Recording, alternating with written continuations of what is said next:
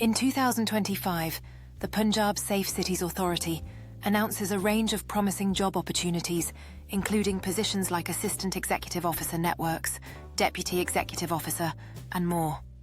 With a deadline to apply set for August 27, 2025, all interested candidates are reminded that only Pakistani nationals can submit their applications online through the official PSCA career portal.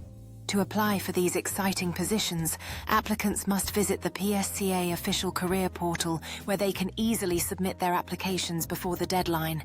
With dozens of vacancies available at various levels, this is a perfect opportunity for government job seekers in Punjab to take the next step in their careers. After submitting applications, candidates will have the chance to participate in interviews where they can showcase their skills and qualifications for various roles within the Punjab Safe Cities Authority. This initiative aims to attract talented individuals who are eager to contribute to the safety and security of the community. As the interview process concludes, many candidates receive good news, leading to an atmosphere of celebration and hope for new beginnings. Those selected will not only embark on exciting careers, but also play a crucial role in enhancing safety measures across Punjab. Once hired new employees undergo a comprehensive orientation program where they learn about the Punjab Safe Cities Authority's mission and the vital role they will play in community safety.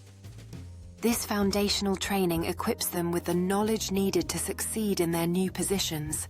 In their new roles, the fresh recruits collaborate on innovative projects aimed at enhancing public safety in Punjab, fostering teamwork and creativity. With each contribution, they are one step closer to making a significant impact in their communities. As part of their mission, the Punjab Safe Cities Authority organises community outreach events to educate the public about safety initiatives, fostering a strong relationship between law enforcement and the residents. These gatherings not only provide valuable information, but also create a sense of unity and shared responsibility for safety.